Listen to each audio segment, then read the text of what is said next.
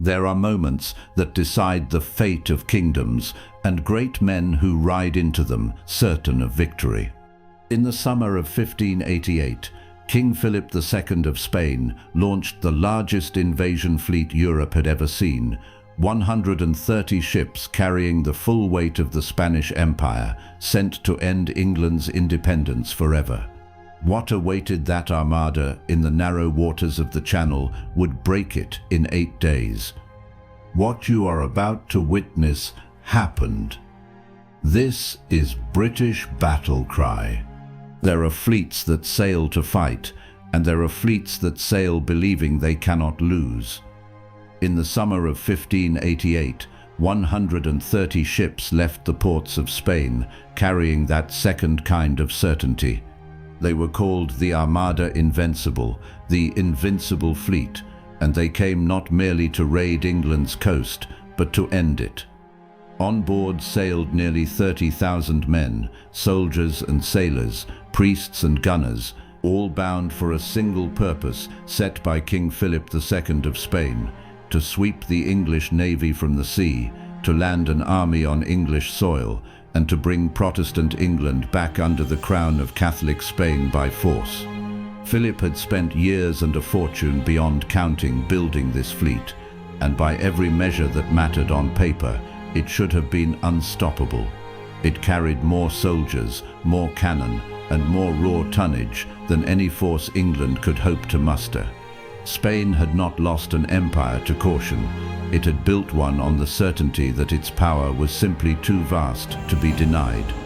What Philip did not fully understand, what almost no one in Europe understood yet, was that England had spent those same years building something different. Not a larger fleet, but a faster one.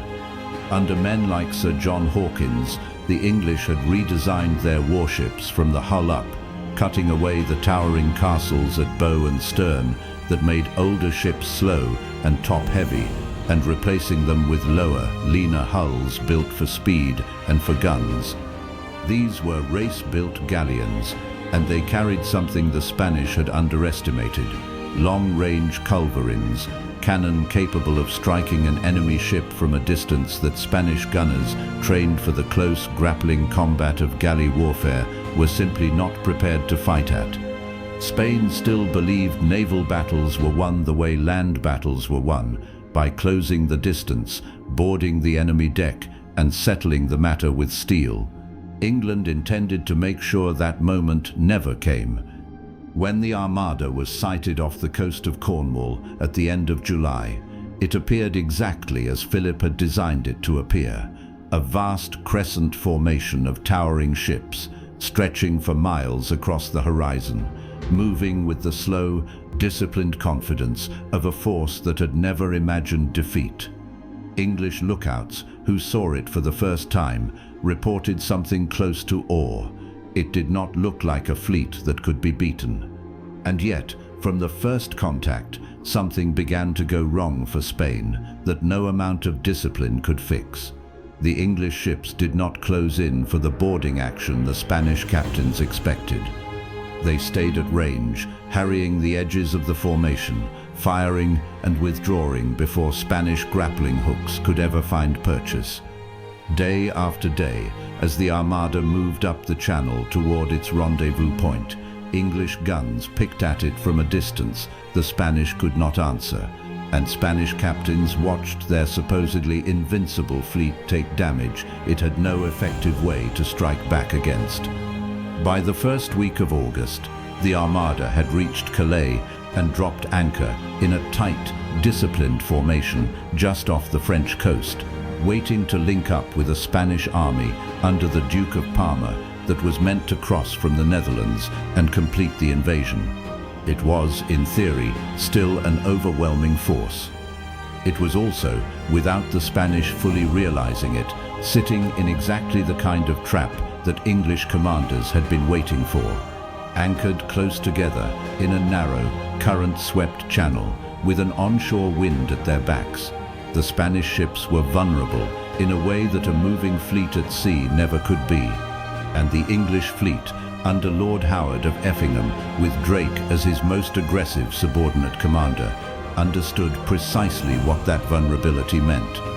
On the night of the 7th of August, the English lit 8 of their own ships on fire, packed them with pitch and gunpowder, and set them adrift on the tide directly into the heart of the anchored Spanish fleet. What followed was less a battle than a controlled unleashing of terror. These were not simple fireships in the eyes of the men who saw them coming. Many Spanish sailors, already primed by rumor and fear, believed the English had sent something far worse, floating bombs designed to detonate and annihilate entire sections of the fleet at once. In the chaos of the night, discipline broke in a way that no English cannon had managed to break it in weeks of skirmishing. Spanish captains, unwilling to risk the flames reaching their own ships, did not wait to weigh anchor in careful order. They cut their anchor cables outright, abandoning tons of iron and rope in the water below, and scattered into the darkness in a desperate, uncoordinated retreat that shattered the tight crescent formation Spain had held for weeks.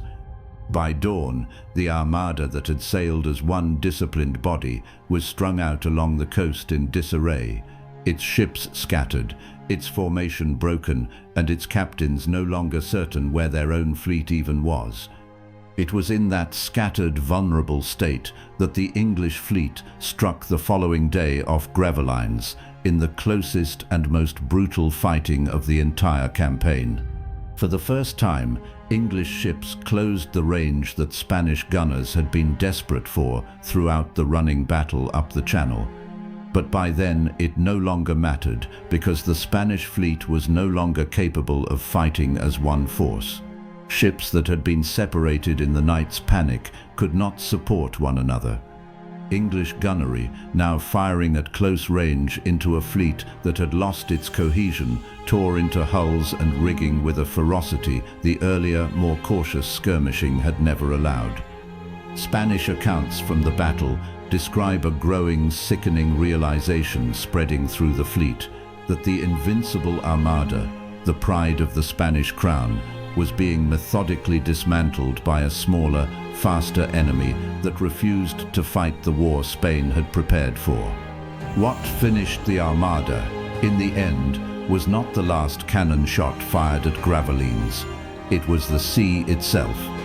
With the wind turning against them and no safe path back down the Channel, the surviving Spanish ships were forced into one of the most desperate voyages in naval history, north around the coast of Scotland, and then south along the wild, rocky western shore of Ireland, in a long, punishing arc meant to bring them home the only way still open.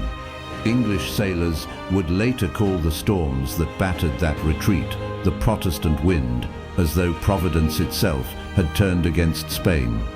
Dozens of ships, already damaged, undermanned, and desperately short of food and water after weeks at sea, were driven onto the Irish coastline and wrecked outright, their crews drowned in the surf or killed on the shore in the chaos that followed. Of the roughly 130 ships that had sailed from Spain that summer with such absolute confidence, something close to half never returned home at all. Thousands of men who had set out to conquer a kingdom died instead in the cold water off a coastline they had never intended to see. For Spain, the defeat was more than a military loss. It was the collapse of an idea, the idea that Spanish naval power was simply too vast, too disciplined, and too certain of God's favor to ever be seriously challenged. For England, a nation that had spent the entire campaign fighting from a position most of Europe assumed was hopeless, the outcome announced something the world had not yet been forced to reckon with. A smaller island power, with faster ships and better guns, had broken the greatest fleet ever assembled, not through greater numbers, but through the deliberate, disciplined refusal to fight the enemy on the enemy's own terms. It was the beginning of more than a century of English dominance at sea, and Spain, for all its wealth and all its certainty, never fully recovered the aura of invincibility it had sailed north with that summer. If stories like this one matter to you, if you want to keep tracing the moments that built England's naval power, one battle at a time, take a second now to subscribe to the channel, so the next chapter finds you the moment it's ready. This is British Battlecry.